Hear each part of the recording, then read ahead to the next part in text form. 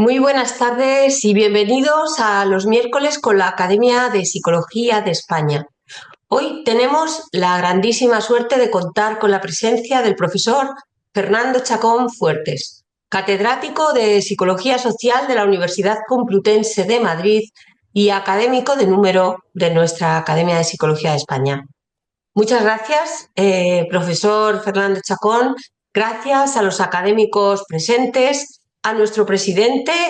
Gracias por acompañarnos y, desde luego, gracias a todos ustedes por estar aquí en nuestros miércoles con la Academia. Permítanme también dar la bienvenida a nuestros asistentes españoles de diferentes universidades públicas y privadas y de otros centros, pero también especialmente a aquellos que nos acompañan desde otros países, en concreto a nuestros alumnos de la Universidad Católica Boliviana de San Pablo, en Santa Cruz, también a nuestros alumnos de la Universidad Centroamericana de José Simeón Cañas de El Salvador. Quiero dar también la bienvenida a nuestros alumnos de la Universidad Técnica de Ambato, en Ecuador, y, por supuesto, a los alumnos de la Facultad de Psicología de la Universidad Nacional de Guinea Ecuatorial, del campus de Mongomo. Gracias a todos los responsables de estas universidades, decanos, directores de departamento y demás que han facilitado esta participación. Y, por supuesto, pues a nuestros habituales amigos que se conectan desde México, Costa Rica y la Fundación Martínez Hermanos de Guinea. El profesor Fernando Chacón se licenció y doctoró en la Universidad Complutense de Madrid y ya desde sus inicios mostró su genuino interés por el estudio del altruismo y las conductas de ayuda, sobre las que nos hablará hoy y sobre las que realizó su tesis doctoral y por la que obtuvo el premio extraordinario de doctorado. A mediados de los años 80, el profesor Chacón inició su trayectoria como profesor universitario, inicialmente en el ámbito de la psicología comunitaria, siendo coautor de uno de los primeros manuales en castellano de esta disciplina, y fue uno de los profesores pioneros en conseguir que los estudiantes hicieran prácticas profesionales en instituciones externas a la universidad, como ayuntamientos, ONG, centros de salud, servicios sociales, precisamente en una época en la que las prácticas no estaban incluidas en los planes de estudios, que ahora lo están. Esta preocupación por el desarrollo profesional de la psicología no era más que un anticipo de lo que sería después su extensa, apasionada y fructífera trayectoria en el ámbito de los colegios profesionales de psicólogos, trayectoria con la que, como comentaré más adelante, la psicología española tiene con él una deuda de gratitud impagable. La búsqueda de prácticas para sus estudiantes es también solo un ejemplo de una constante en su carrera docente, la de implicar a los estudiantes en la vida social y en la responsabilidad social desde su ejemplo personal. Así, en los años 80, también coordinó la participación de los alumnos en las campañas de donación de sangre en los campus universitarios, labor por la que obtuvo un reconocimiento de la Consejería de Sanidad de la Comunidad de Madrid, y colaboró como voluntario en los programas de tratamiento de adicciones del Centro de Promoción de Salud de Tetuán, en Madrid, y del Centro de Servicios Sociales de Carabanchel. Con estos antecedentes, no es de extrañar que en 1989 fuera nombrado consejero técnico del Plan Concertado de Prestaciones Básicas de Servicios Sociales del Ministerio de Asuntos Sociales, programa cuyo objetivo era implantar los servicios sociales de atención primaria en las corporaciones locales. Por tanto, cuando en el año 1993 se reincorporó a la Facultad de Psicología de la Universidad Complutense para impartir psicología social en las facultades de Psicología y Trabajo Social, ya conocía en profundidad las administraciones públicas, las relaciones interinstitucionales, aspectos que ciertamente, habitualmente, están muy alejados de la actividad académica, pero tremendamente importantes para el desarrollo profesional de la psicología. Desde entonces, el profesor Chacón ha realizado y ha tenido una fructífera carrera docente e investigadora, siendo responsable durante 9 años de la Cátedra Eulen Complutense de Gestión de Servicios Sociales, dirigiendo numerosísimos cursos de máster y expertos en el ámbito y siendo director desde el año 2007 del Grupo de Investigación Complutense sobre Factores Psicosociales y Voluntariado, grupo que ha sido evaluado como excelente. Ha dirigido numerosos proyectos de investigación financiados en convocatorias competitivas autonómicas, nacionales e internacionales y ha publicado, pues creo que más de 200 publicaciones científicas, ha dirigido numerosas tesis doctorales y ha centrado gran parte de esta ingente actividad científica en el tema del voluntariado. Pero como les indicaba, no se puede presentar a nuestro académico sin mencionar su compromiso con nuestra profesión. Fue elegido decano del Colegio Oficial de la Psicología de Madrid durante 26 años de forma ininterrumpida, tras 6 años como secretario de la Junta Rectora. En resumen, más de 30 años de una actividad colegial intensísima y muy dura, ya que, por ejemplo, durante esos años se consiguió el reconocimiento sanitario de la psicología que desembocó en la creación de la profesión regulada del psicólogo general sanitario. Y el profesor Chacón tuvo que coordinar los dispositivos del Colegio de la Psicología de Madrid durante la COVID, el accidente aéreo de Barajas y los atentados terroristas del 11M en Madrid. En este último dispositivo, tras los atentados del 11M, intervinieron casi 1000 profesionales de la psicología y que sepamos ha sido la mayor intervención en psicología en una catástrofe. También en el Colegio Oficial de Psicólogos de Madrid, el profesor Chacón impulsó la edición de revistas científicas convirtiendo a esta entidad en el mayor editor de revistas de psicología de España, con más de 10 revistas situadas en posiciones de prestigio en los rankings de revistas científicas del área. El profesor Chacón también ha sido secretario general de la Unión Interprofesional de Colegios Profesionales de la Comunidad de Madrid, vicepresidente del Consejo General de la Psicología, consejo en el que actualmente ocupa también un puesto de vocal en la Junta de Gobierno y asimismo es patrono actualmente de Psicofundación y de la Fundación del Colegio de la Psicología de Madrid. Bueno, en resumen, nos encontramos hoy, pues, ante una de las personas más relevantes en la defensa y la consolidación de nuestra profesión en España. Alguien que ha defendido nuestra profesión con pasión, ahínco y perseverancia en muy diferentes foros políticos y sociales, desde el Congreso de los Diputados o el Senado hasta múltiples ministerios y consejerías. Y si me lo permiten, alguien que en su vida cotidiana es un ejemplo de altruismo, haciendo de su propia casa refugio de aquellos que lo necesitan. Y lo digo con sinceridad, desde familias de ucranianos a un perro que tiene ahora, que creo que es como un caballo, que yo el día que me lo encuentre me voy a cruzar de cera porque me va a dar miedo, pues todas esas personas, animales, todos los que lo necesitan siempre encuentran un hueco en su propia casa. ¿Qué voy a decirles más de esta persona? Simplemente decirles gracias por acompañarnos hoy, por todo el trabajo, por nuestra ciencia y nuestra profesión.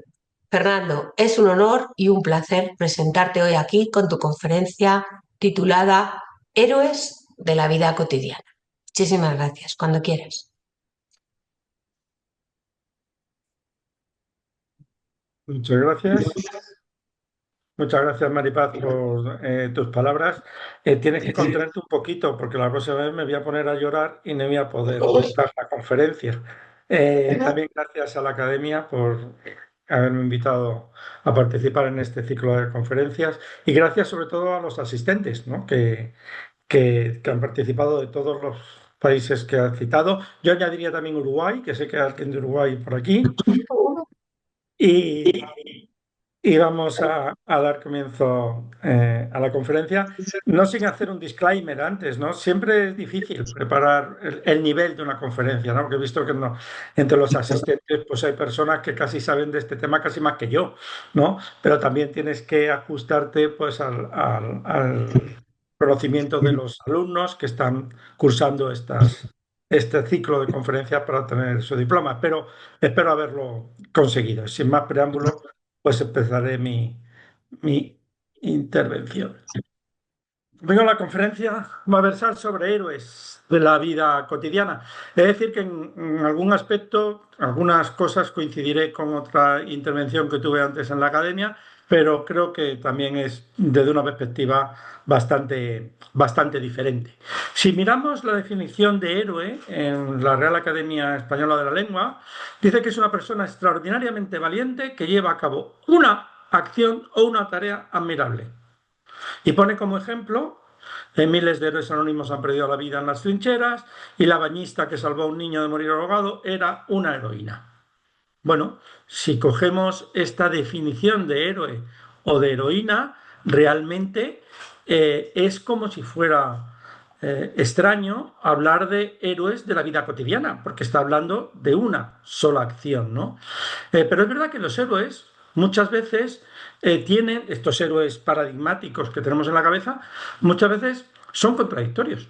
Hay muchos ejemplos de personas que han sido héroes en un momento determinado que luego han sido en la vida diaria, pues a lo mejor personas sin tanto nivel moral como debería. Esto está bien ilustrado en la película Los 12 del Patíbulo, ¿no? De esos 12 criminales que se convierten en héroes de guerra, aunque esto sea ficción, pero si lo prefieren, en algo que no es tan ficción, la novela Papillón de Ray Charrier cuenta su vida. Su vida era también de una persona que fue acusado de un asesinato, estaba encarcelado en la Guyana francesa como un preso, que se escapó en la guerra, en la Segunda Guerra Mundial, se unió a la resistencia francesa y ayudó en operaciones clandestinas y se convirtió en un héroe y después dio lugar a la novela que se convirtió en un bestseller. Por tanto, no es infrecuente que una persona que realiza un acto heroico en un momento determinado, sin embargo, en otros aspectos de su vida no se comporte de la misma manera. Por tanto, héroes, ¿podemos hablar de héroes cotidianos? Héroes cotidianos no es un oxímoron, no es una figura retórica que consiste en combinar esos dos términos que tienen significados opuestos. Un héroe realiza una sola actividad, pero cotidianos es a diario. Bueno, les he dejado en la transparencia también una poesía que se llama la poesía del oxímoron, porque está llena de oxímoron, ¿no? Como serena inquietud o agua seca o discursos sin palabras, ¿no? Quizás pueda ser oxímoron. Eh, Ayudar cotidianamente, día a día, supone ayudar más allá de hechos puntuales. Implica una consistencia en la conducta y por tanto implica un cierto rasgo de personalidad. No sé qué dirán los psicólogos sociales que nos escuchan, porque evidentemente eso supone hablar de la interacción entre la situación y la característica de personalidad. De hecho, se habla en la literatura científica sobre personalidad prosocial, personalidad altruista, disposición a la ayuda, orientación prosocial, pero todos hacen referencia a lo mismo y en lo que nos centraremos más adelante, de un conjunto de rasgos de personalidad que predicen una mayor probabilidad de realizar conductas de ayuda a diario. Eh, por supuesto, cuando pensamos en héroes cotidianos, podemos pensar en policías, podemos pensar también en bomberos, que son los paradigmas del héroe, ¿no? Diario. Yo no quiero ni minusvalorar ni un ápice la labor que realizan estos cuerpos de seguridad y de protección civil, ni mucho menos. Pero no voy a centrar mi intervención en ellos, porque digamos que esos forman parte de su profesión. Y yo quiero hablar más bien de personas que ayudan cotidianamente, personas normales que no tienen una profesión, que no desarrollan un rol de ayuda propiamente dicho. Por tanto, voy a hablar del voluntariado, sobre todo, y voy a hablar sobre todo y especialmente de personas que ayudan a otros, personas que hacen ayuda mutua, de la manera más simple y casi sin ninguna notoriedad. De hecho, es algo esencial para el ser humano. Ya se ha descubierto que los neandertales cuidaban a individuos heridos y enfermos dentro de su grupo, incluyendo aquellos con discapacidad, y demostraban comportamientos altruistas, compasivos y una organización social muy compleja. En concreto, se cita el ejemplo de un fósil llamado Tina, que han llamado Tina, que era una niña con síndrome de Down.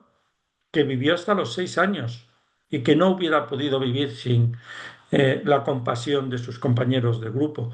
Otros individuos neandertales sobrevivieron a heridas graves, lo que sugiere que recibían ayuda, pero no solo eso, también a las personas mayores y enfermas. Hay otro fósil que se llama Shanidaruno, que le conocían más bien como Nandi, que era sordo y ciego, pero vivió hasta los 40 años. 40 años ahora nos parece una tontería. En aquel momento, la verdad que la mayoría de los neandertales no superaban los 33, 34 años de edad, es decir, que es una edad bien provecta para ser un neandertal. Eh, He de decir una advertencia antes. Conducta altruista, que es donde se centró la anterior conferencia que di en la academia, es diferente de conducta de ayuda. En conducta altruista hacemos como una valoración moral y sobre todo hacemos un análisis de costos-recompensas. Se supone que la finalidad de la conducta altruista es ayudar a otros y no beneficiarse a sí mismo. Sin embargo, en la conducta de ayuda y a lo largo de la exposición de hoy hablaré de conducta de ayuda como una conducta en que no nos preocupa tanto los motivos. No, nos interesa en la conferencia de hoy la conducta de ayuda como el verdadero tejido que mantiene a la sociedad unida. Esa ayuda mutua que citaba antes, esa ayuda que nos permite vivir en sociedad, que nos ha permitido sobrevivir como especie, que es la urdimbre de la cultura. Y esa conducta de ayuda, ya digo, a lo largo de la conferencia haré abstracción completa de los motivos, de si son altruistas, realmente altruistas o no lo son. Déjame que le cuente una historia. Eh, mm, yo sigo mucho a un periodista muy conocido en España que ahora empieza todas sus intervenciones por la mañana en la radio contando una historia. Bueno, pues yo también quiero contar una historia. Una historia de un estudiante que se planteó hacer la tesis doctoral. Seguro que si hacen un esfuerzo de imaginación sabrán enseguida quién era este estudiante. Y se dirigió al que iba a ser su director de tesis, que en mi caso, y es un recuerdo especialmente, al doctor Jiménez Burillo, miembro de nuestra academia, pues fallecido pues hace un tiempo, y para el que quiero tener un recuerdo, ¿no? Este alumno se acercó al doctor Burillo y le dijo que sobre qué podría hacer la tesis. Era el año 1981 y le contestó algo así como, hazlo sobre un tema que se lleva estudiando muchos años en Estados Unidos, pero que nadie ha estudiado en España. Recordemos que estamos hablando de 1981. Los libros tardaban años en venir a España, los libros de psicología social y de cualquier otra disciplina. Cada vez que tenías que pedir un artículo, recordaremos, eran meses, porque tenías que encargarlo hasta que te lo trajeran, o tenías que esperar que un compañero tuyo fuera de una estancia a una universidad inglesa o norteamericana para que te trajera. Y teníamos como mucho retraso, eso que gracias a Dios ahora con Internet, las redes sociales y la mejora de la comunicación científica, sobre todo, pues eh, es una diferencia que se ha, digamos, disipado en muy poco tiempo. Y él citaba el tema del altruismo. Y efectivamente, el tema del altruismo era un tema que solo había sido estudiado muy recientemente por la psicología social. Ya he dicho en otras ocasiones que la psicología social, sobre todo desde, bueno, el origen a principios del siglo XX y hasta bien entrados los años 70, era una psicología social pesimista que estudiaba la agresión, la discriminación, las conductas sociales negativas, los conflictos entre grupos, el autoritarismo y sin embargo obviaba realmente lo que es la base del ser humano. La base del ser humano, lo que nos ha permitido sobrevivir como especie, insisto, es la cooperación, es la ayuda mutua, es la ayuda recíproca, es el amor y es la amistad, básicamente. Sin eso, sin esas conductas sociales que habían sido olvidadas por la psicología social durante tantos años, eh, habríamos desaparecido como especie. No serían nada más que como este fósil en medio de un desierto que otras especies tendrían que descubrirnos. Por tanto, como digo, eh, era una las conductas, vamos a llamar prosociales, habían sido las grandes olvidadas de la psicología social hasta entonces. Eh, Bases prosociales que estaban bien encardinadas, porque como bien ha demostrado la sociobiología y la psicología social evolutiva, eh, mm, incluso en las especies antecesoras del ser humano, las conductas de cooperación están bien instauradas. Incluso se han logrado identificar núcleos fisiológicos relacionados con la conducta de ayuda. He puesto simplemente un ejemplo como una investigación que se hizo con monos rhesus en Puerto Rico, creo recordar, en el que efectivamente los monos rhesus preferían compartir las recompensas que recibían con otros monos. Y además, no solo eso, sino que se le activaba en ese momento la amígdala. Una cosa curiosa, porque la amígdala también se asocia con el miedo, ¿no? Y con el reconocimiento de otros congéneres. Por tanto, es una... Las conductas prosociales no solo tienen una base cultural, sino también tienen una base biológica. ¿Cuál es la tesis básica de esta conferencia?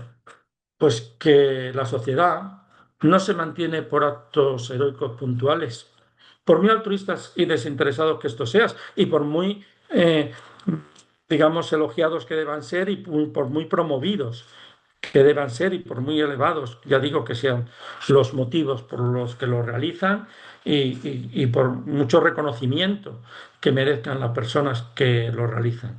Se mantienen con la ayuda diaria. Allí se mantiene por heroicidades cotidianas, día a día. Eh, la conducta de ayuda empezó a estudiarse en psicología social, muchos de ustedes ya lo saben, pues a raíz del asesinato de Kitty Genovese, que es la persona que tienen ustedes en la imagen. No voy a alargarme mucho con este caso porque ya ha sido objeto de otras intervenciones. Simplemente decir que el asesinato de Kitty Genovese y sobre todo el hecho de que algunos espectadores observaran, en concreto se cita 37 observadores, presenciaran de alguna manera o escucharan por lo menos la emergencia y no ayudaran, fue lo que licitó que se empezase a estudiar el altruismo. Simplemente una advertencia.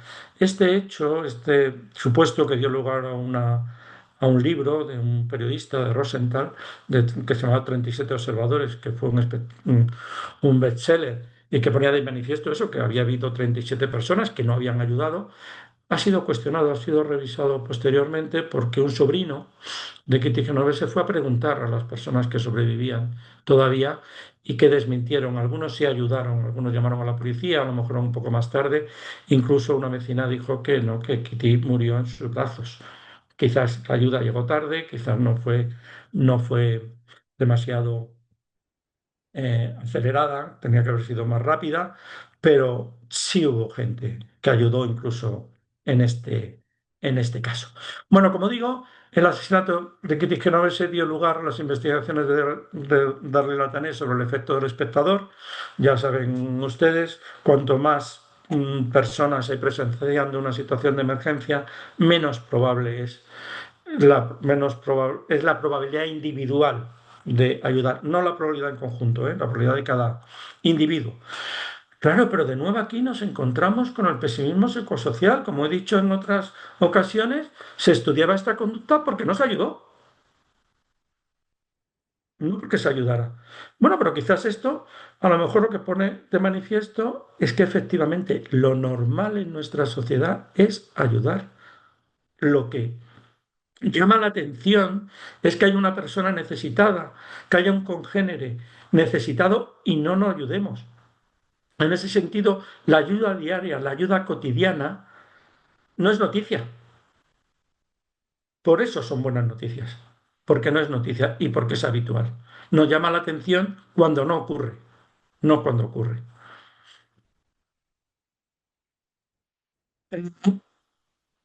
Como decía, el hecho de que haya personas que ayuden cotidianamente tiene que ver con variables de personalidad. Realmente podemos decir que hay personas que tienen una probabilidad mayor de ayudar que otras. Hay variables de personalidad que predicen la ayuda eh, en determinadas situaciones. Bueno, pues Darle la Atenea estudiaron esto en su estudio sobre el efecto del espectador. Uno de sus hallazgos más relevantes fue que las diferencias individuales tenían muy poco peso para predecir la conducta de ayuda, al menos en estas situaciones.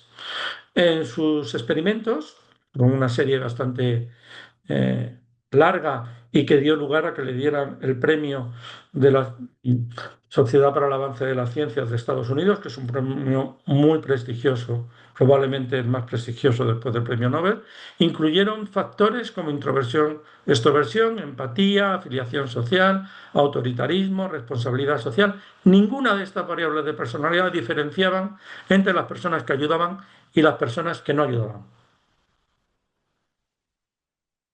Esto hizo concluir a Darry Latané que realmente no había una influencia eh, de los rasgos de personalidad en la intervención de los espectadores. Es decir, no hay una personalidad altruista, no hay una personalidad orientada a la ayuda, no hay un conjunto de características personales que hagan más probable que se ayude. Pero la verdad es que esto choca, ¿no? Va en contra de lo que piensan la mayoría de las personas. La mayoría de las personas suelen pensar que efectivamente hay personas que ayudan más que otras. Había una contradicción. Pero volvamos a la historia de nuestro estudiante que citaba antes, ¿no? En este momento, en el momento que inició sus estudios sobre la conducta de ayuda y sobre el altruismo, esta era la situación dominante. Se había estudiado mucho la ayuda en situaciones de emergencia y se daba más peso a los factores contextuales, como el número de espectadores o el tiempo con el que contaba el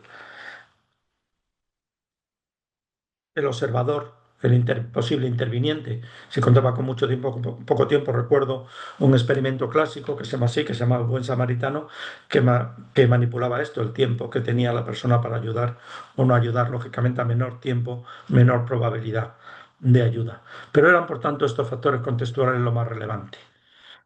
Bueno, nuestro estudiante, que ustedes ya irán imaginando quién es, pues se encerró en la biblioteca de entonces, empezó a revisar en en las revistas de psicología todos los artículos que había sobre conducta de ayuda, que no es como ahora, que le das una tecla y te sale, sino eran horas y horas revisando Psiquinfo para lograr eh, saber cuáles eran los artículos más relevantes en su materia. Eso en una biblioteca, además, que si algunos conocen la biblioteca de la Facultad de Psicología de la Complutense, en aquel momento hacía un calor horroroso. Y yo o este estudiante, o lo que es lo mismo, lo que además de generarnos un dolor de cabeza horrible todos los días, cuando me pasaba 6, 7 u 8 horas en esa biblioteca, además lo que generé fue una sensación de caos, de lío. Yo mm, iba estudiando todos los artículos que se referían a conducta de ayuda o altruismo y allí me encontraba con estudios que habían estudiado ayudar en un accidente, devolver un cambio que te habían dado además en una tienda, donar órganos, donar sangre, por supuesto, dar una limosna a alguien que te lo pedía, ayudar a recoger objetos a alguien que se hayan caído al suelo o dar la dirección correcta a alguien que te lo pedía. ¿Qué tienen en común? Aparte de que efectivamente en todos ellos, se ayuda a otra persona, aparte de eso, son conductas que se parecen más bien poco. Y yo, la verdad, porque ya pueden ustedes imaginar que el estudiante era yo, tenía un lío en la cabeza bastante considerable y sin saber por dónde tirar. Y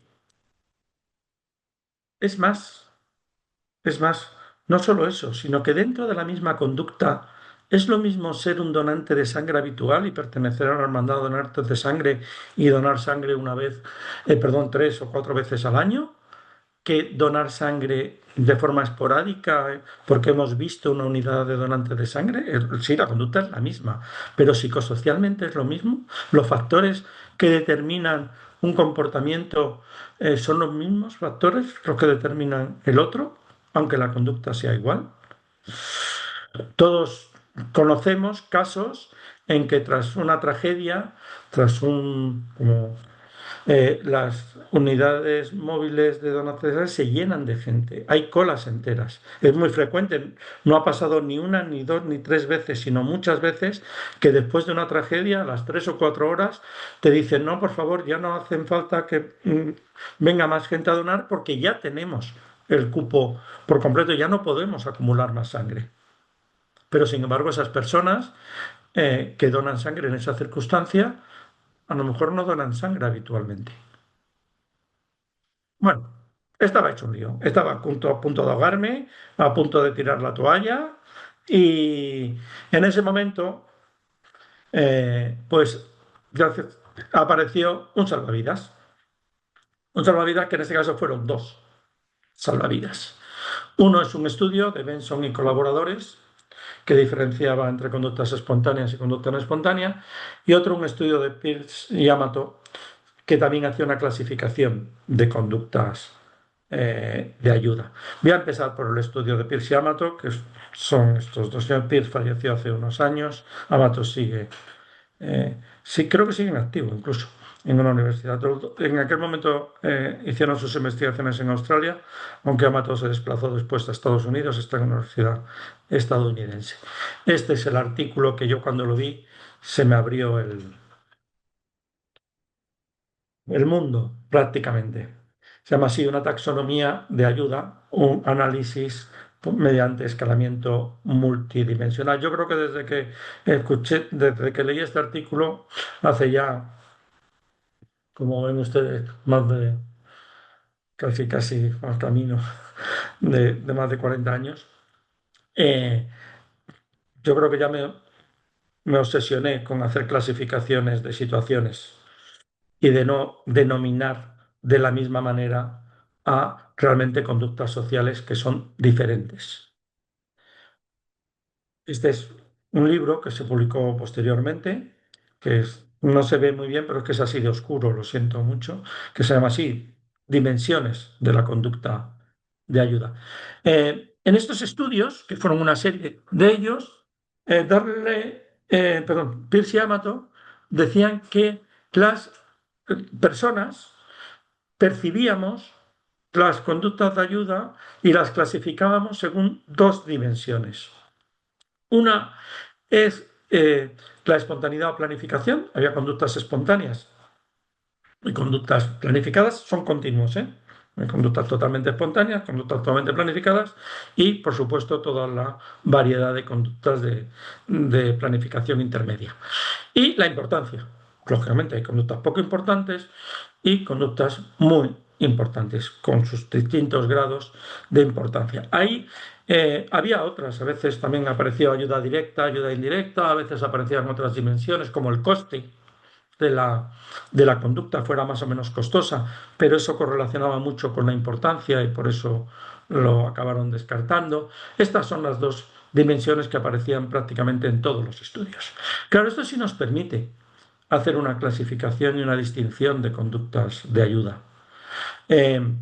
Dentro del bloque de conductas espontáneas, pues tendríamos conductas espontáneas y poco importantes. En este cuadrante, pues estarían los pequeños favores que hacemos cotidianamente a personas que nos lo piden en un momento determinado. A lo mejor simplemente estamos en la cola de un supermercado, llevamos un carro enorme, viene detrás una persona con 2 o 3 productos nada más y le dejamos pasar.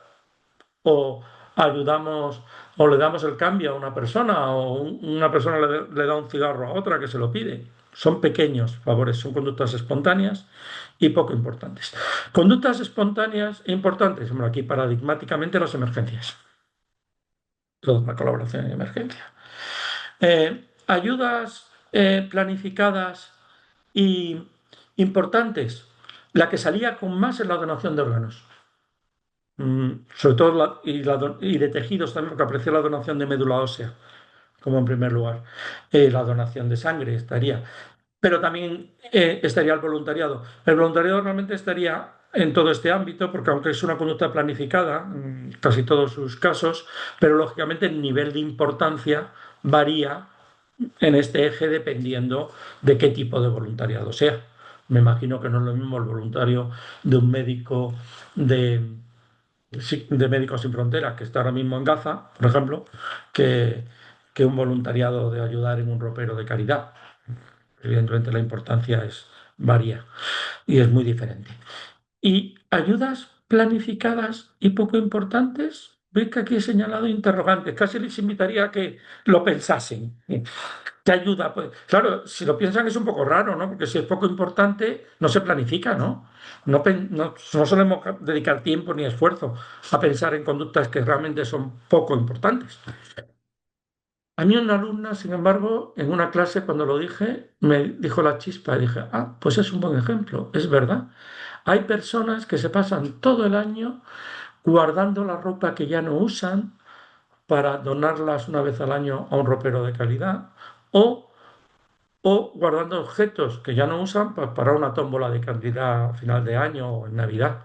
Eso es una conducta relativamente poco importante, tiene su importancia, pero no es demasiado importante y planificada a lo largo del tiempo. Bueno, este fue mi primer salvavidas porque me permitía poner cierto orden y clasificar y decir, ah, bueno, es que en el caos que citaba anteriormente, bueno, pues es que estas conductas son de donación, estas conductas son planificadas espontáneas, y fue crucial porque eso me permitía resolver muchas contradicciones que yo había encontrado en la literatura. A veces había una variable, el sexo, por ejemplo, que influía en un tipo de conducta, pero no en otras. Esta clasificación, como digo, fue mi primer salvavidas, lo primero que me hizo ver la luz. ¿Y el segundo? Pues el segundo fue un estudio de Benson y colaboradores del año 78, aunque yo lo vi mucho después, que se llama así, Correlatos intrapersonales de la conducta de ayuda no espontánea. La tesis de Benson era muy clara. Eh, Definía conductas de ayuda eh, no espontánea o planificada, aquellas circunstancias en las que los potenciales donantes de la ayuda tienen tiempo para decidir si quieren ayudar y cómo hacerlo. Muy frecuentemente, en estos casos, decían los autores, las personas que ayudan buscan activamente la oportunidad de ayudar, más que reaccionar ante una situación de ayuda. Además, estas situaciones implican con frecuencia prestar ayuda durante un periodo prolongado de tiempo. Bueno, efectivamente, aquí tenemos la clasificación, la ayuda espontánea y la ayuda en situaciones de emergencia, sobre todo suelen ser situaciones ambiguas, es una ayuda momentánea, son situaciones en las que hay que actuar enseguida, no hay interacciones posteriores entre el, la persona que es ayudada y la persona que le ayuda, y la situación se impone a la persona que ayuda, no la busca, es imprevista, le aparece de repente. Sin embargo, la ayuda no espontánea es una ayuda sostenida, mantenida en el tiempo, supone normalmente un mayor coste de tiempo, implica interacciones repetidas. Quizás por esto precisamente no se estudiaba, porque cuando se estudiaba el altruismo se pretendía, no la conducta de ayuda, el altruismo, se pretendía que los motivos de la persona fueran realmente altruistas y para eso era fundamental que no hubiera interacciones posteriores, porque si no se entendía que el favor que se había realizado podía ser devuelto después y la persona que ayudaba en un momento podía beneficiarse después. Por eso quizás inicialmente no se estudió este tipo de conductas, ¿no? Hay una búsqueda activa de la ayuda por parte del actor y hay, por supuesto, una planificación. Por tanto, Benson sostiene que la ayuda debería clasificarse en dos categorías, espontánea y no espontánea. Pero casi es más importante la afirmación siguiente. Según él, los estudios que operativizan la ayuda como una reacción espontánea ante un evento sorpresivo, y son palabras casi literales, como ocurre en la gran mayoría de las investigaciones sobre ayuda en ese momento, que se centraban en emergencias sin ayuda espontánea, según Benson, crea una visión sesgada del comportamiento prosocial. en la cual se subestima el papel de los factores intrapersonales. De hecho, él incluyó en su estudio 21 factores de personalidad y 10 de estos factores correlacionaron significativamente con la variable dependiente, que era ayudar. ¿Y qué caracterizaba a estos héroes, a estos ayudadores, si quieren ustedes la expresión, no cotidianos? Estas personas que ayudaban de forma planificada, de forma no espontánea. ¿Cuáles eran sus rasgos de personalidad? Bueno, pues Benson, en este estudio pionero, encontró que una combinación de factores como la norma de responsabilidad social, evaluado mediante el cuestionario de Berkovich y Daniels, o la religiosidad intrínseca o el locus de control interno, la combinación de estos tres factores eran un poderoso predictor de la ayuda no espontánea.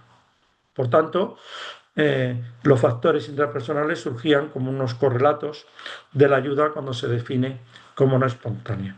Claro, esto abría la puerta que efectivamente sí se pudiese hablar de una cierta personalidad prosocial. En esta misma línea y por la misma época, Raston, un profesor canadiense, publicó la escala de personalidad turista, que es una escala de autoinforme como tal, pero ya vemos que a finales de los 70, a principios de los 80, empezaba a hablarse de esto.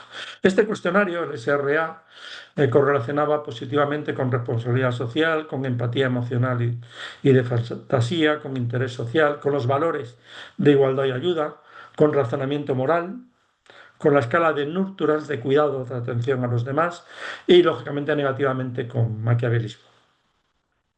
Pero claro, cuando hablamos de personalidad actualmente, no en aquellos estudios pioneros, estamos hablando de cómo se relaciona la conducta de ayuda cotidiana y los cinco grandes, bueno, las grandes teorías sobre la estructura de la personalidad, pero básicamente la más conocida es la teoría de los cinco grandes factores de personalidad.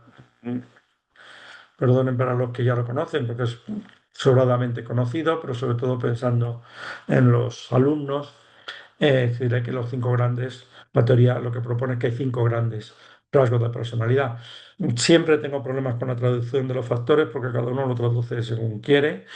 El primero sería la emocionalidad, la estabilidad emocional, que eso sería la sensibilidad, la empatía, la ansiedad y el apego emocional. La extraversión, que también en algunos eh,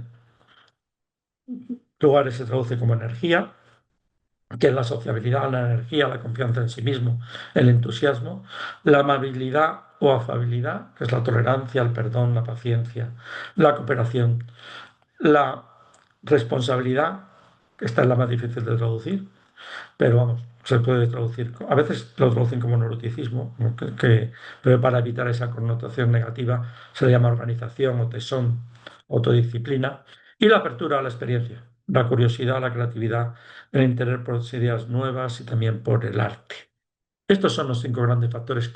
¿Cómo se relacionan esos cinco grandes factores con esas personas que ayudan de forma cotidiana con más frecuencia que otros? Bueno, como hipótesis, se puede plantear que la amabilidad sería el factor que debería correlacionar más fuerte, porque incluye empatía, cooperación, confianza y compasión.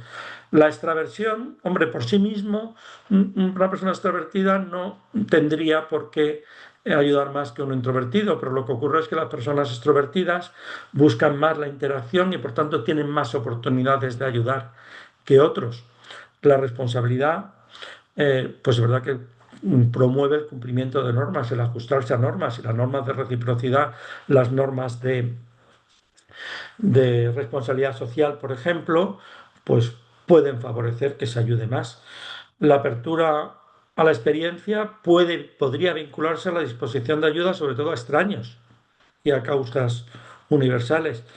Y, y creo que me he confundido aquí porque he vuelto a repetir responsabilidad. Discúlpenme. Pero el último factor pues suele relacionarse débilmente, ¿no? O de forma ambivalente, porque aumenta la sensibilidad al sufrimiento, pero también la inhibición por la ansiedad. Sería la estabilidad emocional, sería este factor. Bueno, ¿Cuáles son los resultados? Bueno, sí hay estudios que relacionan el altruismo, la conducta de ayuda, mejor dicho, con los rasgos de los cinco factores. Por ejemplo, el de Bentner en el 2004 informaron que aunque la personalidad afectaba las donaciones, sin embargo, interaccionaba con el sexo de los receptores. Eh, Otro estudio, sin embargo, no encontraba ninguna asociación entre personalidad y las donaciones que se realizaban en el juego del dictador. Lo explicaré más adelante, pero el juego del dictador es uno de los juegos que más se utiliza para estudiar precisamente el altruismo. Luego lo explicaré más adelante. Beckers demostró que las donaciones caritativas se correlacionaban positivamente con apertura a la experiencia y con extraversión, mientras que la donación de sangre y de órganos se asociaba positivamente con amabilidad. Y Carlo y Okun encontraron que la amabilidad afectaba débilmente el voluntariado y que la motivación de valores prosociales mediaba la relación entre extraversión y voluntariado. En este artículo de Oda, realizado con población eh, japonesa, mm, ellos estudiaron si había relación entre los factores, los cinco grandes factores, y hacia quién se dirigía la ayuda. Había tres tipos de receptores: miembros de la familia, amigos o conocidos, o solo extraños. Bueno, ellos en su estudio, que lo hicieron mediante el cuestionario que he dicho antes de Roston, es decir, era un cuestionario de autoinforme, comprobaron que la extroversión contribuía de forma general a la conducta de ayuda hacia los tres tipos de receptores: familiares, amigos y también extraños. La responsabilidad, sin embargo, solo contribuye a la ayuda en los miembros de la propia familia. La amabilidad, el agrado, influía solo en la conducta de ayuda hacia amigos o conocidos, y sin embargo la apertura a la experiencia contribuía a la conducta de ayuda solo hacia extraños. En este artículo de autores del Instituto Max Planck de Alemania y de la Universidad de Cambridge y de Heidelberg, dirigidos por Hilbig, estudiaban precisamente, revisaron un poco todos los estudios que había sobre los cinco factores de personalidad y sobre todo los resultados que se habían obtenido en el juego de El Dictador. El juego del Dictador es un juego en el que hay dos participantes, uno que supone que funciona como dictador, que es el jugador A, y un receptor, que es el jugador B. El dictador recibe una cantidad de dinero o de fichas, por ejemplo 10 euros, y debe decidir qué parte se queda él y qué parte da al receptor. La diferencia con otros juegos parecidos es que el receptor no tiene poder de decisión.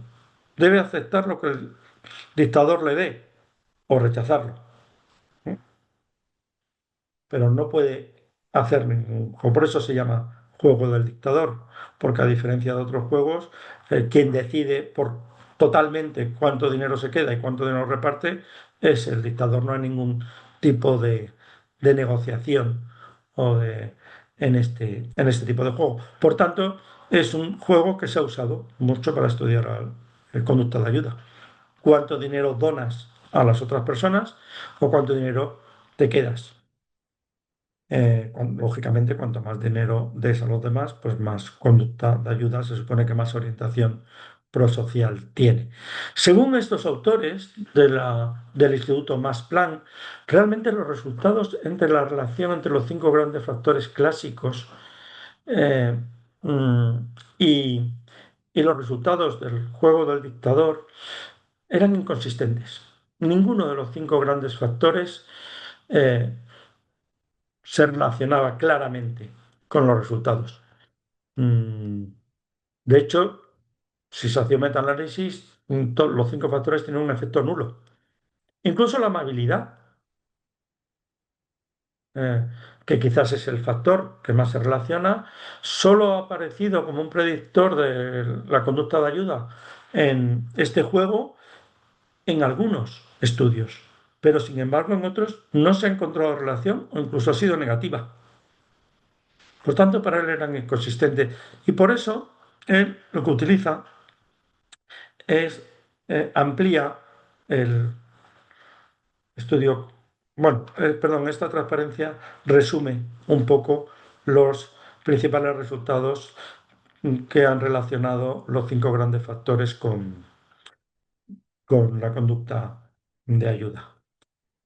Pero como digo, según estos autores del Instituto Max Planck, ninguno de los cinco grandes es un predictor consistente del altruismo. ¿Mm? Y la amabilidad, insisto, solo lo es en algunos estudios.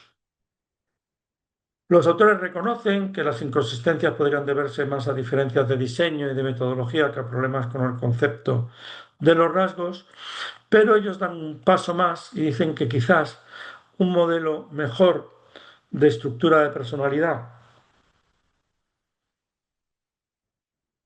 para explicar la conducta de ayuda, es un modelo ampliado del modelo de los cinco grandes, que es el modelo Hexagon, que incluye, que incluye los cinco factores anteriores: emocionalidad, extraversión, amabilidad, escrupulosidad, que es responsabilidad, y apertura a la experiencia, e incluyen un factor nuevo, que es honestidad y humildad. Un sexto factor, que por eso se llama, de donde procede el nombre del modelo, como es obvio, que incluiría sinceridad, justicia, modestia, baja tendencia a manipular o engañar, es decir, sería bajo maquiavelismo, en definitiva, ¿no?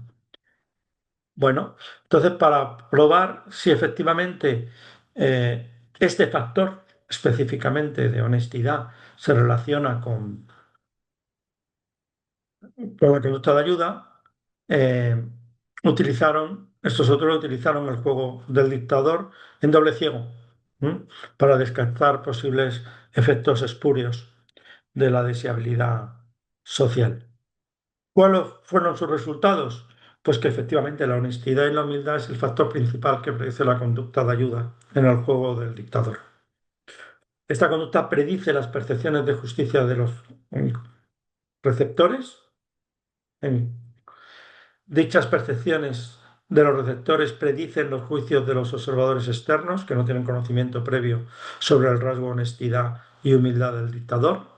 Y estos juicios se asocian con las puntuaciones reales, mediante autoinforme, de honestidad o humildad que se da a sí mismo el dictador. Por tanto, la honestidad y humildad predeciría la conducta altruista de los dictadores, que a su vez predice las percepciones de justicia de los receptores, predicen los juicios de observadores sobre la humildad y honestidad del receptor y se asocia con los autoinformes de honestidad y humildad. Esta podría ser la conclusión. Me parece ser que el factor de personalidad que se relaciona más sería este, más que los cinco clásicos, sería este sexto factor de honestidad y humildad. Pero bueno, además de los cinco grandes, y quizás de una manera más tradicional, la personalidad de las personas que ayudan con más frecuencia, sí han aparecido casi sistemáticamente algunos rasgos de personalidad que constituyen casi lo que se puede llamar orientación prosocial, junto con la honestidad y la esto. Evidentemente la empatía, que es, bueno, la empatía, eh, si, si me permiten que le haga un paréntesis, esto demuestra, no sé, yo recuerdo que cuando yo empecé a estudiar la palabra empatía apenas se utilizaba, entre otras cosas porque en castellano existe la palabra simpatía, que es sentir lo mismo que siente el otro, o cuando un diapasón vibra a la misma frecuencia que vibra otro diapasón. Pero claro, como simpatía en castellano lo tenemos asociado a persona simpática, pues hemos tenido que coger el neologismo empatía. Eh, a ver, lo que pasa es que la empatía tiene dos componentes. Tiene el componente emocional, que es la capacidad de sentir lo que siente el otro, que es la base emocional de la orientación a la ayuda, pero tiene un componente cognitivo, que es la capacidad de ponerse en el lugar del otro, es lo que podríamos llamar eso, empatía cognitiva o role taking, pues no sé, o como dirían los anglosajones, ponerse en los zapatos del otro. Esta empatía entiendes el punto de vista del otro, pero no sientes lo mismo que el otro. Bueno, las dos, pero especialmente la empatía emocional, correlaciona con ayuda en situaciones cotidianas. Otro factor que a veces es difícil de traducir es lo que en inglés se llama nurturance, que es el cuidado, tendencia a proteger y apoyar a los otros. Es un rasgo de personalidad que refleja la tendencia estable a cuidar, proteger y apoyar a otras personas, mostrando interés por su bienestar físico y emocional. Es más, se extienden porque no solo es con otras personas, también con animales, con plantas, es esa disposición al cuidado, ¿no? Se evalúa mediante el Personality Research Force de Douglas Jackson y es cercano a la empatía, pero está más enfocado a la acción, a cuidar activamente, no solo al sentimiento. La responsabilidad social, que es la percepción de obligación moral de ayudar, que se evalúa mediante la escala de responsabilidad social de Berkowitz y Daniels, que tiene un problema de fiabilidad a veces y que se evalúa con ítems como los que ven en la transparencia. Cada persona debería preocuparse por el bienestar de los demás, por ejemplo. Y predice, esta variable predice una mayor disposición a donar dinero u objeto, predice voluntariado y también predice ayudar en situaciones experimentales y también en situaciones naturales. Religiosidad intrínseca. Mm, Bueno, la religiosidad intrínseca facilita la ayuda como parte de un compromiso moral espiritual. Forma parte del modelo de religiosidad de Allport y Ross, que evidentemente son personas que consideran la religión, la creencia como un centro de su existencia, con independencia de cumplir las normas religiosas o no de la existencia. Son personas que se consideran religiosas, que tienen una creencia en Dios o en un ser superior, pero no necesariamente cumplen los ritos de ninguna religión. Es una religiosidad interiorizada. La fe no busca en este caso recompensas externas, sino que tiene un valor propio y absoluto. Por ejemplo, sería el ítem de mi fe religiosa influye en todas mis decisiones. Y también, por supuesto, el bajo maquiavelismo. Ya hemos dicho que es como la parte opuesta de la honestidad, ¿no? Es la manipulación estratégica, la estratégica, usar engaños, astucia, persuasión para alcanzar objetivos. Y es una visión cínica del mundo. Creer que las personas son ingenuas y deben ser explotadas supone una baja empatía porque hay indiferencia hacia los sentimientos o necesidades de los demás. Ya saben que forma parte de la tríada maléfica y es una orientación utilitarista. Se evalúa mediante los cuestionarios de maquiavelismo y pues que se podría evaluar con ítem como eso. La mejor forma de manejar a la gente es decirle lo que quieren oír. Y luego, quizás una que puede sorprender más, se ha demostrado en bastantes estudios que hay relación con el locus de control interno. Sorprende, ¿por qué interno? ¿No? Porque a veces se puede pensar que cuando tiene el locus de control externo, eh, tiende a atribuir también las desgracias de los demás a factores ajenos. Es decir, eso es un factor esencial para ayudar o no ayudar. ¿A quién atribuyes la responsabilidad de la situación de necesidad? Si tú atribuyes la necesidad de la persona a factores internos de la persona, si se lo atribuyes eh, a una culpa suya, se ayuda menos que si atribuye la situación de necesidad a factores externos, a la mala suerte o a una enfermedad incontrolable. Se sabe desde los estudios de Piliavin y Piliavin en el metro de Nueva York ya, que se ayuda mucho más a una persona que parece que se ha desvanecido y que parece que tiene un ataque cardíaco, que se supone que es incontrolable, eh, a una persona que parece que se ha desvanecido porque está alcoholizada, porque en un caso se le atribuye la responsabilidad de la situación a la persona y en el otro a las circunstancias. Sin embargo, aquí es al revés, porque nos proponemos al locus de control de la persona, o sea, la persona que ayuda, si la persona que ayuda se siente capaz de ayudar o no. Y es verdad que esa creencia de que los resultados de la vida dependen principalmente de las propias acciones, decisiones o esfuerzos, más que de factores externos como la suerte, influye en la probabilidad de ayudar.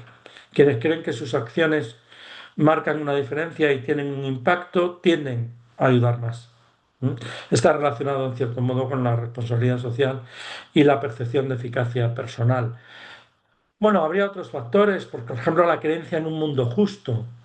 también influye. Si crees en un mundo justo, casi en el karma, en que vas a obtener lo mismo que recibes, pues también se ayuda, se tiende a ayudar más. Habría algunos factores, pero probablemente estos sean los factores que, digamos, más se repiten en la bibliografía, que de forma más sistemática se producen. Es cierto, para que no se enfaden mucho mis compañeros de psicología social, que el poder predictivo de estas variables intrapersonales es significativo, pero no tiene demasiada potencia, no es demasiado importante. Sí correlacionan con conducta de ayuda, pero sin duda existen otros factores contextuales que también influyen. Influyen tanto o más que estos factores personales. Esta,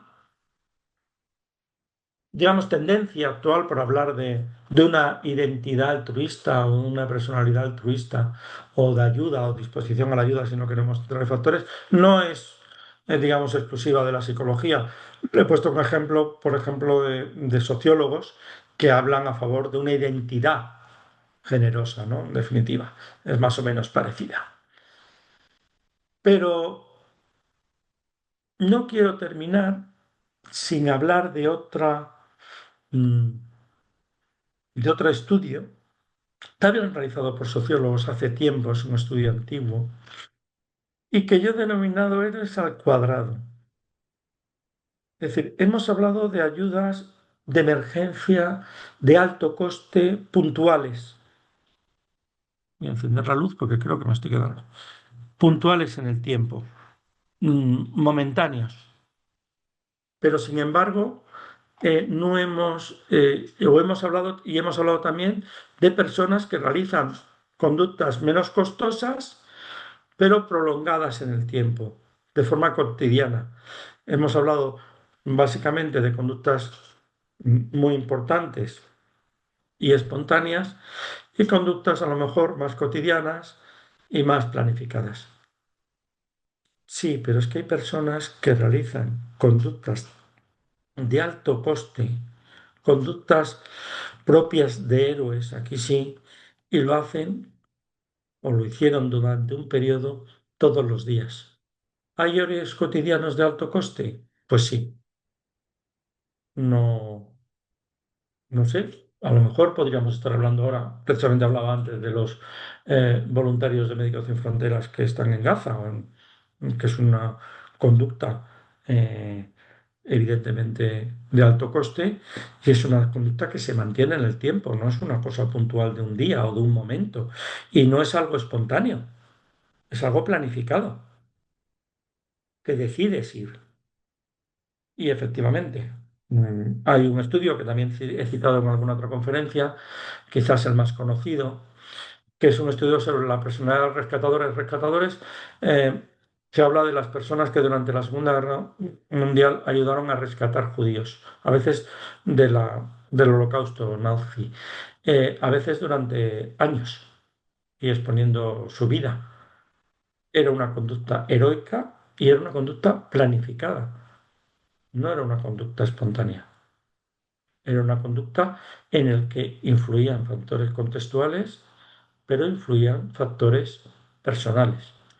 Eh, los que estudiaron más, porque desgraciadamente han fallecido los dos, fue el matrimonio Oliner, Samuel Oliner, que murió en 2021, y Per Oliver, su mujer, que murió 2 años después, no mucho más allá. Eh, Samuel Oliver, como se puede casi deducir de su nombre, era un judío de origen polaco. Él estuvo en el Holocausto cuando era muy pequeño, estuvo en el gueto de Varsovia y lo rescataron del gueto de Varsovia. Hubo una familia católica que le acogió y le ocultó de los nazis y gracias a eso sobrevivió y eso se le debió de quedar bastante impregnado y entonces quiso estudiar qué es lo que diferenciaba a esos rescatadores de las otras personas.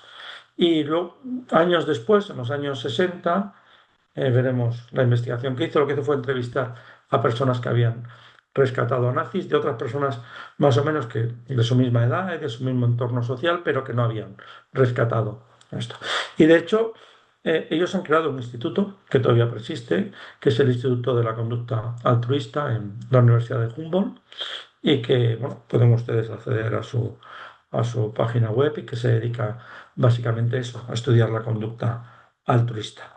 Como digo, ambos eran sociólogos, Samuel sobreviviente del Holocausto, y publicaron el libro en 1988 que se llamaba La personalidad altruista, rescatadores de judíos en la Europa nazi. Y su objetivo, como decía, era entender qué diferenciaba a las personas que ayudaron a judíos, los rescatadores, de quienes no lo hicieron, pese a estar en circunstancias similares. Entrevistaron a más de 700 personas en varios países, rescatadores que arriesgaron su vida, insisto, a diario, no momentáneamente, para salvar a judíos, frente a no rescatadores que eran sus vecinos o compatriotas que no intervinieron. Compararon biografías, valores, actitudes y experiencias.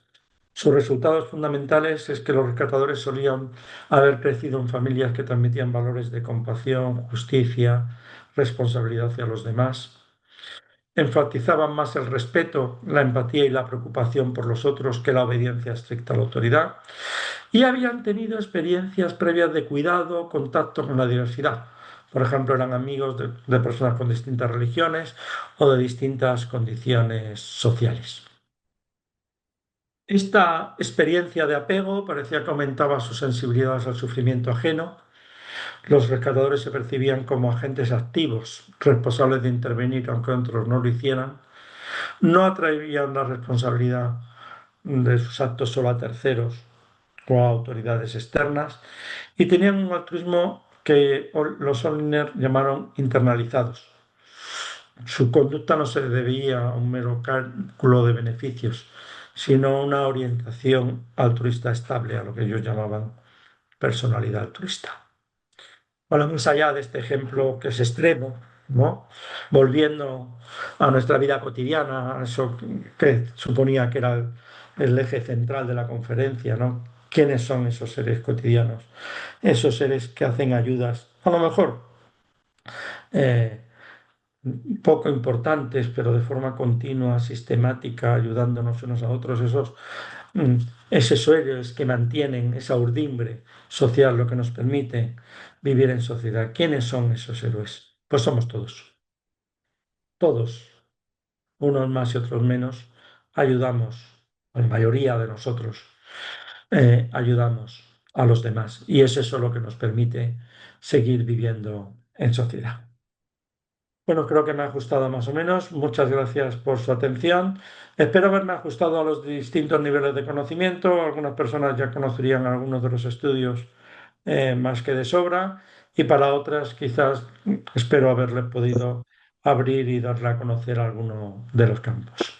Muchas gracias a todos.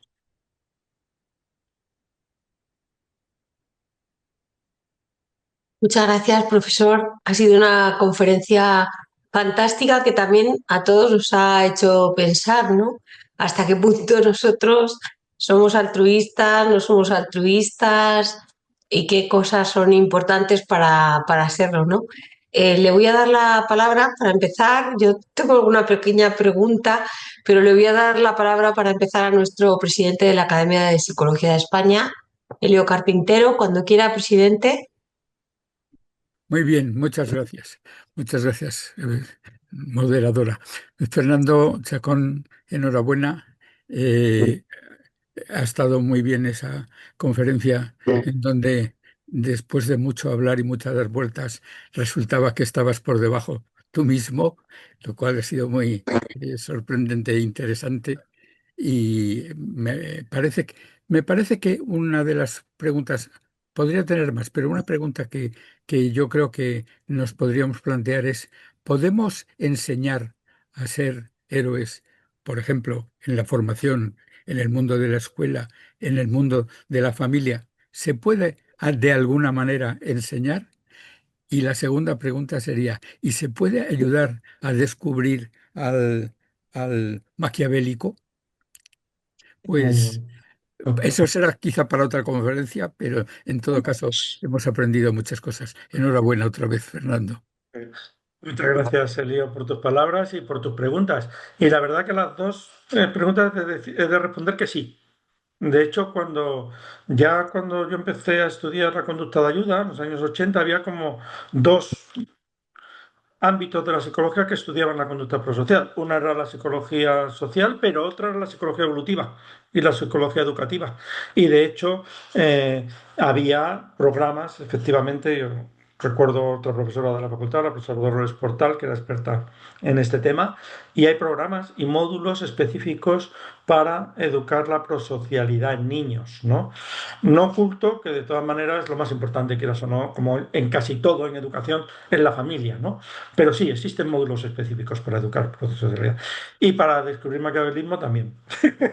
También, no sé, los expertos en psicología forense son expertos en detectar maquiavelismo, aparte más allá del cuestionario de maquiavelismo, que siempre se puede, con autoinforme, se puede un poco maquillar las respuestas, pero sí, sí, se puede detectar. Para otra vez, para ¿Ves? otra vez. Muy bien. Bueno, ya tendríamos tema para otra conferencia, ya me paso al lado oscuro en lugar del lado positivo, nos centramos en la tríada maléfica, por ejemplo, que no estaría mal hablar de ella.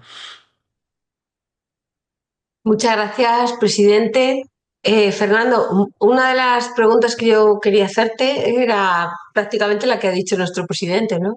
Si podemos hacer algo para que la gente sea más altruista, ¿no? Yo sé que tú has investigado en este sentido y es una de las preguntas que yo personalmente te haría y supongo que lo que has contestado es que sí, ¿no? Podemos hacer algo para que la gente sea más altruista. Sí, yo creo que ahí evidentemente, reiterándome un poco en lo que he dicho antes, la influencia familiar en el estudio de Oliner mismo sale, es básica, los modelos, ¿no? Son fundamentales, pero existen también factores educativos de prosocialidad, ¿no? Es más, yo quiero pensar, aunque es verdad que hay muchos factores y, por ejemplo, hay estudios de si realmente el mundo actual, con las prisas y hay mucha diferencia entre el mundo rural y el mundo urbano, y si se ayuda más en las ciudades o más en el ámbito rural, en comunidades más pequeñas, que es cierto, que no en comunidades rurales y que a lo mejor hay mucha tendencia a pensar que nos estamos deshumanizando. Sí, pero yo una de las cosas que quería poner de manifiesto es que sí, quizás es verdad que se ayuda menos en sociedades grandes que en grupos más pequeños, pero en realidad, si miramos, tenemos muchas conductas de ayuda a nuestro alrededor, ¿no? Y aprendemos, como casi todos los seres humanos, por imitación, ¿no? Viendo, ¿no? Y viendo a otros hacerlo, ¿no? Y eso es importante. Me has hecho recordar una película que se llama Cadena de Favores, que no sé si habéis visto, ¿no? De alguien que hace un favor a otro y lo único que le pide cuando se lo pide devolver, dice, no, no tienes que hacer otro favor a otra persona, ¿no? Yo creo que sí. El número de personas, por ejemplo, que realizan voluntariado en España son millones. A ver, yo sinceramente soy de esas personas que piensan que, o sea, que justamente en tu conferencia de hoy es una de las cosas más importantes que tenemos que hacer en el mundo, ¿no?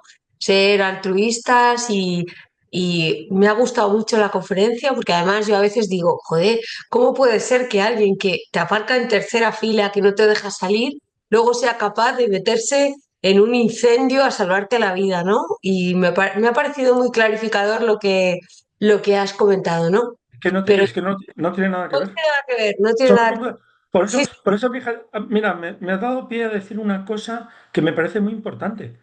Yo, de verdad, y mis compañeros de psicología social que están en la conferencia, espero que compartan la idea conmigo. Me da verdadera rabia que en los manuales de psicología social que estamos enseñando, tanto en el tema de la agresividad, que me pasa igual, porque en la agresividad no es lo mismo la agresividad espontánea que la planificada, como en la conducta de ayuda no se diferencie, que se trate todo como si fuera igual. Es que no es igual. Nos confunden las palabras porque las llamemos de la misma manera, son conductas radicalmente distintas. a mí me ha resultado eso muy clarificador y te lo agradezco, ¿no? Y bueno, estoy viendo ahí muchas felicitaciones en el chat, Fernando, por la conferencia, enhorabuena. Bueno, en fin, te dan la enhorabuena a ti y a mí de paso, pero la verdad es que me lo agradezco mucho. Y te iba a hacer una pregunta que se me ocurre, que yo a veces me he planteado y me gustaría saber lo que tú piensas, ¿no? como experto en este tema, ¿no? A ver, yo intento, creo que es un valor personal ser una persona altruista, ¿no? Yo lo pienso de verdad, ¿no? No siempre lo soy, pero lo intento, ¿no? Entonces, cuando a veces en la vida me he encontrado en situaciones, pues cuando he tenido cargos de responsabilidad, por ejemplo, y pues yo qué sé, y de repente había un policía herido, pues yo iba a verle, iba a ver a su familia, iba a ver a sus hijos, estaba allí con ellos y, y cuando estaba allí, los medios de comunicación, bueno, lo que tú ya sabes, ¿no?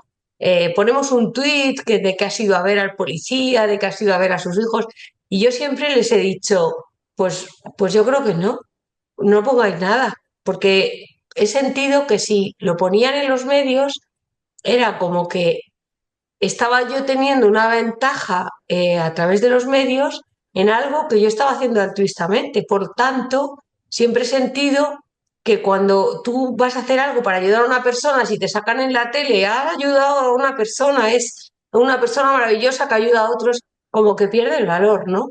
Entonces, el altruismo yo creo que tiene un componente muy importante de, no sé, de anonimato. Es una sensación que yo he tenido siempre y siempre cuando ha habido cosas a veces en los gabinetes de crisis, en el aeropuerto, yo he ido a ver a las víctimas, pero he ido escondida a ver a las víctimas para que nadie supiera que yo iba a ver a las víctimas, a decirles cosas, porque siempre he sentido que si eso salía a los medios, yo ya no era altruista, era una interesada en que eso saliera, ¿no? Como muchas veces pasa en política. Y mi pregunta es, Fernando, ¿es adecuado lo que he hecho? Es decir, cuando yo hago eso y digo, no quiero que salga a ningún sitio, ¿realmente estoy protegiendo el altruismo para que nadie, de alguna manera, o sea, yo creo que en el altruismo a 100%. Para mí la vida es mejor cuando la gente es altruista. Para mí las sociedades son mejores cuando la gente es altruista. Entonces yo no puedo ser la representante de un altruismo que luego tenga beneficios en las redes, que todo el mundo diga, ay, qué buena es Maripaz, que va a ver a los policías. Si yo lo saco en las redes, pierdo el altruismo, ¿no? Esa es mi pregunta. Antes de contestar a tu pregunta, he de decirte que voy a dar una explicación corta, pero luego voy a decir una explicación y más técnica y una explicación más larga, que si quieres, ya que vivimos cerca, nos tomamos un café y te la explico, más larga, porque además así vamos profundizando en esa relación entre psicología de la personalidad y psicología social tan necesaria, ¿no? Y que a veces estamos un poco como de espaldas. Eh, Primero una advertencia, simplemente por aclarar. Yo la conferencia de hoy la he querido centrar en conducta de ayuda y he dicho con independencia de los motivos. Cuando hablamos de conducta altruista, efectivamente estamos infiriendo el motivo, estamos atribuyendo el motivo. Una atribución que puede ser nuestra, o sea, podemos preguntar nosotros por qué yo he hecho esto o en los demás, ¿no? ¿Por qué los demás que piensan de por qué yo he hecho esto? ¿No? Bueno, entonces, ¿qué ocurre? Pues que existe un fenómeno, efectivamente, que se llama reducción. Tú haces una atribución inicial, ¿no? Dices, pues yo creo que esta persona lo ha hecho por altruismo. Y si después te dice, no, que va, si luego lo has sacado en prensa y no sé qué, no sé cuánto, ya dudas, ¿no? Y dices, uy, ¿habrá sido o no? Bueno, como decía la cita bíblica, ¿no? Que tu mano derecha no sepa lo que ha hecho la izquierda. Lógicamente, cuanto menos beneficios tenga tu conducta de ayuda, más probable es que te la atribuyas a ti mismo o lo atribuyan los demás a altruismo y no a otra cosa.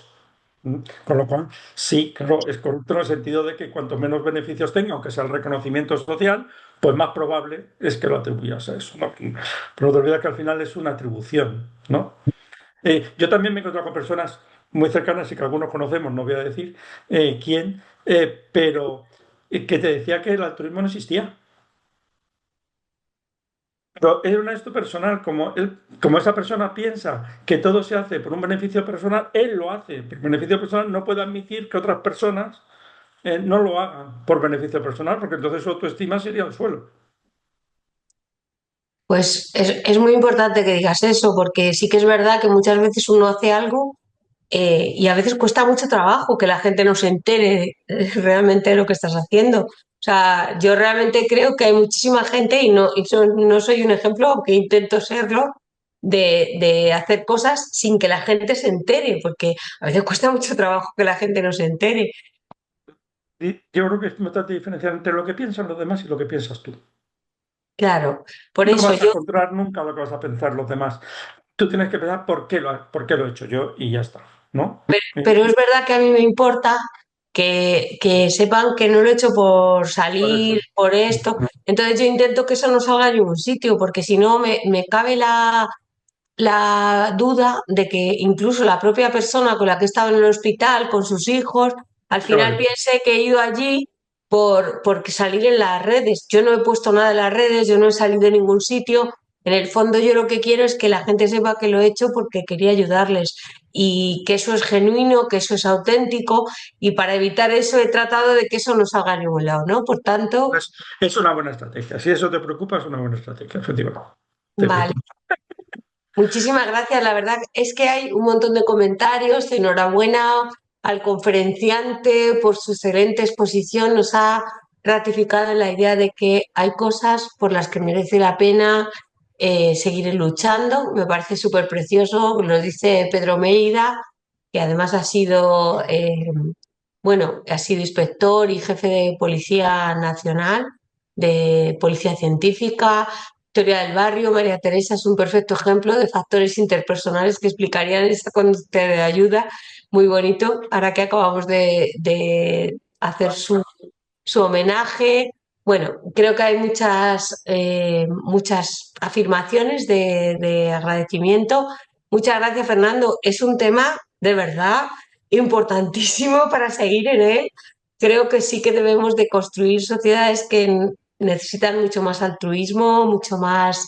Me ha encantado el ver que no hay una personalidad, ¿no? Sino que en el fondo realmente todos podemos llegar a ser súper altruistas y quiero agradecer muchísimo a todos los asistentes que hayan estado con nosotros, a ti, por supuesto, como conferenciante, por lo que has hecho hoy y por lo que llevas haciendo toda una vida por la psicología, la verdad. Y no te voy a agradecer lo de los perros y lo de los, porque eso ya es una cosa tuya altruista, pero sí por la psicología y quiero también invitarles a todos a que se inscriban en nuestra nueva conferencia la semana que viene. Tenemos al profesor y académico Jesús Rodríguez Marín, que nos hablará de los cuidados psicológicos para el paciente hospitalizado. Otro tema de máxima relevancia. Les esperamos a todos aquí en nuestros miércoles con la Academia de Psicología de España. Muchísimas gracias. Aquí estaremos. Muchas gracias, Fernando, de verdad, como siempre. Gracias a todos. Un placer. Saludos.